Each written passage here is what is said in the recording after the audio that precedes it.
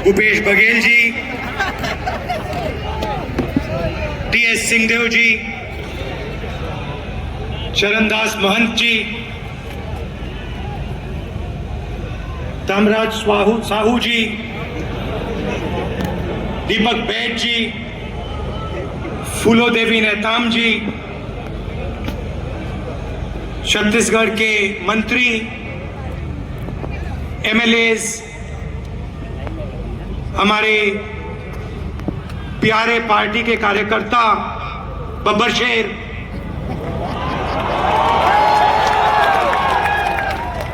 और शेरनिया, भाइयों और बहनों, छत्तीसगढ़ के युवाओं,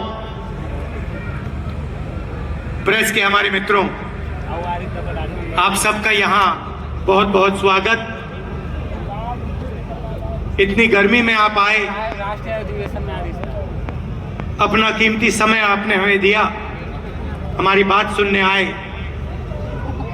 इसके लिए मैं बहुत आभारी हूं।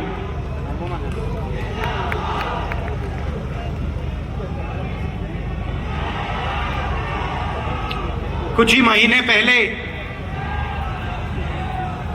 कर्नाटक में चुनाव हुआ। एक तरफ बीजेपी और उनकी विचारधारा, दूसरी तरफ कांग्रेस पार्टी हमारी विचारधारा।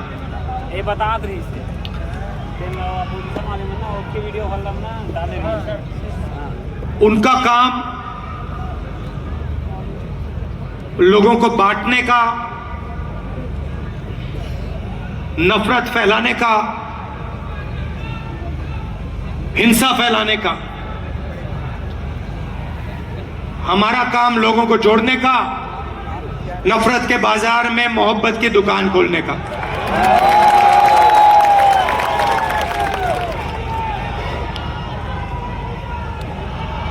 और कर्नाटक में हमने कहा, जैसे पहले हमने छत्तीसगढ़ में वायदे किए थे, किसानों को सही दाम देने का वायदा जो हमने पूरा किया, किसानों का कर्जा माफ किया, बिजली बिल हाफ किया,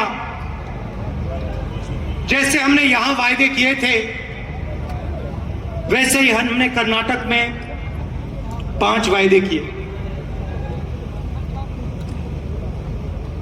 चुनाव से पहले बीजेपी के लोग हर बार वो कोई ना कोई नंबर निकाल देते हैं। कोई कहता है 230 सीट आएंगी, कोई कहता है 250 सीट आएंगी, मगर कर्नाटक में कर्नाटक के हर गरीब व्यक्ति ने पूरा दम लगा के कांग्रेस पार्टी को जिताया। और वही यहां हुआ था। देखिए, एक बात मैं साफ करना चाहता हूं, बीजेपी और नरेंद्र मोदी जी हिंदुस्तान के 2-3 अरबपतियों के लिए काम करते हैं। नाम आप जानते हो। कुछ ही दिन पहले दुनिया के सबसे बड़े फाइनेंशियल अखबारों में अदानी जी के बारे में कहानी आई, आर्टिकल छपा। दुनिया के सबसे बड़े फाइनेंशियल न्यूज़पेपर में लिखा था, अदानी जी जो नरेंद्र मोदी जी के करीब हैं, उन्होंने हिंदुस्तान से हजारों करोड़ रुपया बाहर देशों में भेजा और उस पैसे से स्टॉक मार्केट में अपने शेयर्स का दाम बढ़ाया और उस पैसे से अदानी जी आपकी जो पूंजी है, आपका जो इंफ्रास्ट्रक्चर है, आपके जो एयरपोर्ट हैं, सुना है अब रेलवे स्टेशन भी उनको दिए जाएंगे।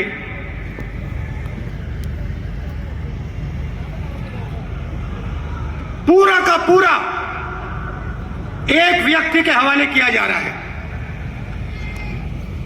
और मैं साफ कहना चाहता हूं कि चाहे वो कर्नाटक की सरकार हो, छत्तीसगढ़ की हो, राजस्थान की हो, हिमाचल की हो, और जो अभी आने वाली है तेलंगाना, मध्य प्रदेश, ये सारी की सारी सरकारें गरीबों की सरकारें होंगी,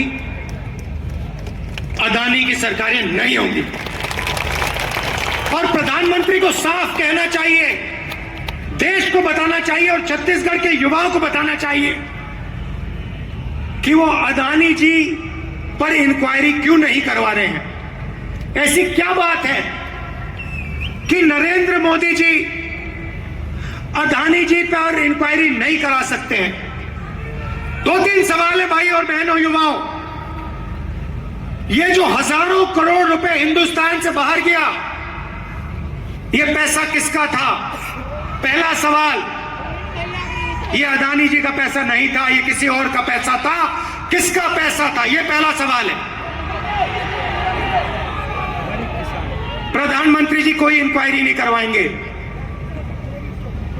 मैं आपको साफ कह देता हूं, हिंदुस्तान का प्रधानमंत्री अदानी जी पे कोई इंक्वायरी करा ही नहीं सकता, क्योंकि अगर उसका इंक्वायरी का नतीजा निकल गया तो नुकसान अदानी जी को नहीं होगा, नुकसान किसी और को होगा। तो छत्तीसगढ़ में हमने क्या किया? छत्तीसगढ़ में किसानों को धान के लिए सही दाम दिया। और आज आप सारे प्रदेशों को देख लीजिए, लिस्ट निकालिए, सवाल पूछिए, धान के लिए सबसे ज्यादा पैसा कौन से स्टेट में मिलता है? जवाब मिलेगा छत्तीसगढ़, छत्तीसगढ़, छत्तीसगढ़।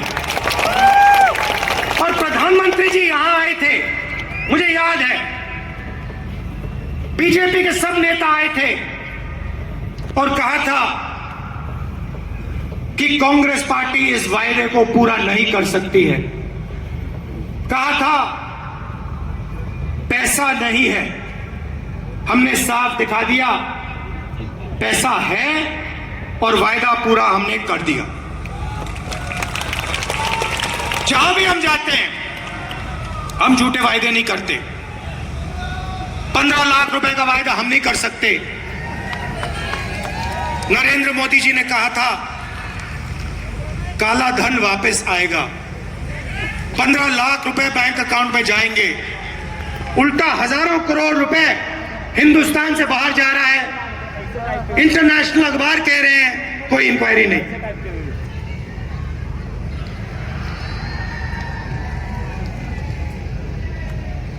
तो अब छत्तीसगढ़ के युवा जो हैं, आपकी बहुत बड़ी जिम्मेदारी है और हम चाहते हैं कि आप प्रदेश को चलाने में, राजनीति को चलाने में आगे आए। आपको पीछे नहीं रहना चाहिए। आपकी जो नई जनरेशन है, भविष्य आपका है, आने वाले समय में छत्तीसगढ़ आपका है और आपको आगे बढ़ना पड़ेगा। और इसीलिए हमने राजीव युवा क्लब आपके लिए बनाए हैं। हर क्लब को 1 लाख रुपए, 3 लाख युवाओं को क्लब में हमने जोड़ा है। और ये ऐसे नहीं जोड़ा है, मैं आपको साफ बताना चाहता हूं, हमने इसलिए जोड़ा है कि आप इस प्रदेश को चलाने में, इस प्रदेश को चलाने में आप भाग लें। और हम आपके लिए राजनीति के दरवाजे खोलना चाहते हैं कि कुछ ही सालों में आपके बीच में से छत्तीसगढ़ के एमएलए, प्रधान, नेता चुन के आए, इसलिए हमने ये काम किया है। दो तीन चीजें मैं और कहना चाहता हूं। जो हमारे आदिवासी भाई हैं, आपके लिए हमने पैसा कानून लाया, आपकी जमीन की रक्षा की। मैं आपसे एक बात कहना चाहता हूं, हम आदिवासी शब्द का प्रयोग करते हैं। आदिवासी का मतलब जो हिंदुस्तान के ओरिजिनल मालिक हैं। आदिवासी का मतलब इस देश की जो जमीन है, जो धरती है, उसके सबसे पहले आप मालिक थे। मतलब आपकी जमीन पर, जंगल पर, जल पर आपका हक बनता है। बीजेपी ने एक नया शब्द निकाला है, वनवासी। इस शब्द का बिल्कुल दूसरा मतलब है। हम चाहते हैं कि आदिवासी युवा जो भी सपना देखना चाहें, देखें और उस सपने को पूरा करें। डॉक्टर बनना है, इंजीनियर बनना है, बिजनेस चालू करना है, लॉयर बनना है, जज बनना है, मैन्युफैक्चरिंग यूनिट शुरू करना है, सब चीजों में आपको शामिल होना चाहिए। वो चाहते हैं कि आप जंगल में ही रहें, आप जंगल के बाहर ना आए। शब्द के पीछे सोच है भाइयों और बहनों। उनका कहना है कि आप पहले हिंदुस्तान के मालिक नहीं थे, आप जंगल में रहते थे और आपको जंगल में रहना चाहिए। हम कहते नहीं, जंगल का हक, जमीन का हक, जल का हक आपको मिलना चाहिए। मगर जो भी आप सपना देखना चाहते हो, जहां भी आप जाना चाहते हो, वो सपना आपके लिए पूरा होना चाहिए। यह फर्क है विचारधारा में।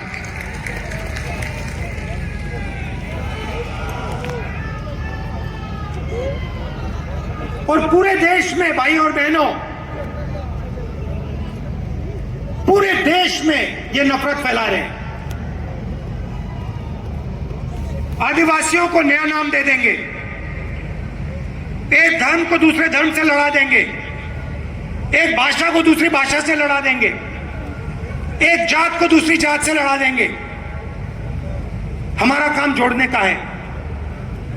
जहां भी ये नफरत फैलाते हैं, चाहे वो मणिपुर हो, असम हो, कर्नाटक हो, जहां भी ये नफरत फैलाएंगे, कांग्रेस पार्टी के कार्यकर्ता वहां जाकर मोहब्बत फैलाएंगे। ये हमारा काम है, ये हमारी जिम्मेदारी है। आप देखिए, भारत जोड़ो यात्रा का यही लक्ष्य था। कन्याकुमारी से हम शुरू हुए, श्रीनगर तक गए,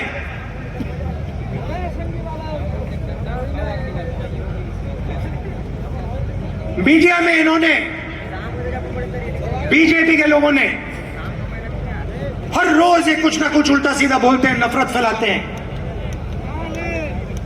भारत जोड़ो यात्रा ने पूरे हिंदुस्तान को जोड़ने का काम किया।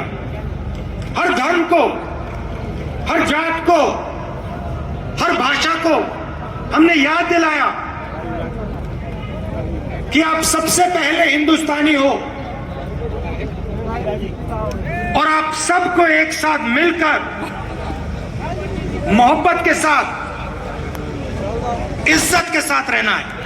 यह यात्रा का मैसेज था और यह बहुत गहरा मैसेज था, नया मैसेज नहीं था। बहुत पुराना मैसेज है। सदियों से यहाँ पे छत्तीसगढ़ में और बाकी प्रदेशों में लोगों ने ये मैसेज दिया है और यही कांग्रेस पार्टी का और हिंदुस्तान का डीएनए है। हम जोड़ते हैं, वो नफरत फैलाते हैं। हम किसानों के लिए, मजदूरों के लिए, छोटे व्यापारियों के लिए काम करते हैं, वो 2-3 अरबपतियों के लिए काम करते हैं।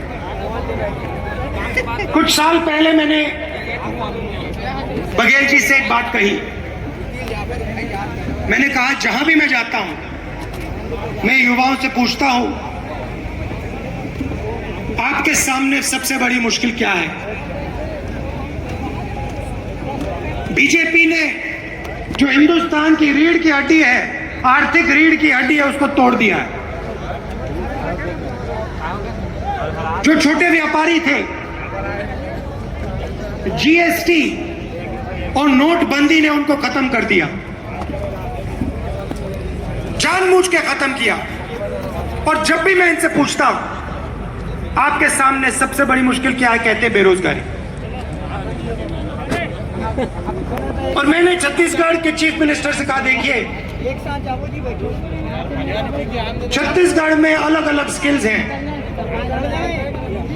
हर डिस्ट्रिक्ट में आप कुछ ना कुछ बनाते हो, मगर जो छोटे बिजनेस वाले होते हैं उनको बैंक का पैसा नहीं मिलता, उनको मीडिया का सपोर्ट नहीं मिलता। और मैंने छत्तीसगढ़ के चीफ मिनिस्टर बघेल जी से कहा कि आपका फोकस इन छोटे व्यापारियों पे होना चाहिए, छोटे बिजनेस वालों पर होना चाहिए। बैंक के दरवाजे उनके लिए खोलने चाहिए और मार्केटिंग हो तो इनके लिए हो। और खुशी से मैं कहता हूं कि बघेल जी ने इस पे काम शुरू कर दिया है और इससे आने वाले समय में लाखों युवाओं को फायदा मिलेगा, हजारों नए बिजनेस खुलेंगे और लाखों युवाओं को रोजगार मिलेगा। देखिए, आपको सिर्फ छत्तीसगढ़ की नहीं सोचनी है। छत्तीसगढ़ हिंदुस्तान का सेंटर है।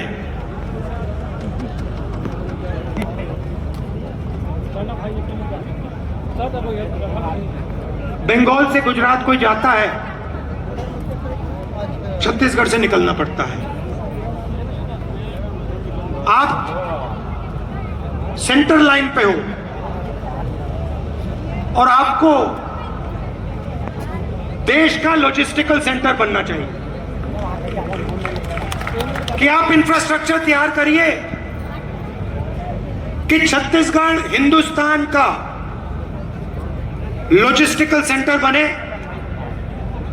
जो भी माल बंगाल से गुजरात बाकी प्रदेशों में जाए वो यहां प्रोसेस हो, यहां से निकले, एयरपोर्ट से आप बाकी दुनिया को छत्तीसगढ़ से जोड़िए।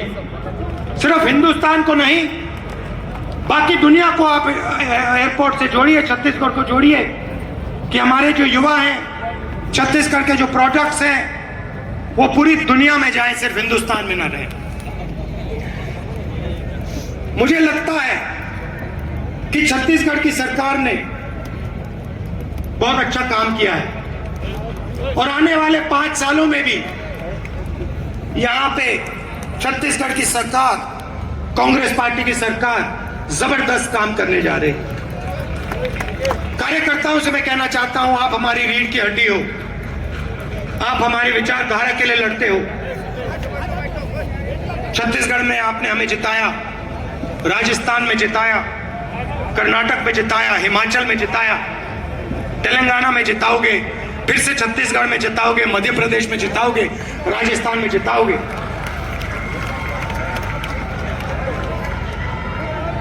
हमारी बघेल जी, हमारी सरकार को हमारे कार्यकर्ता की रक्षा करनी चाहिए, करती है।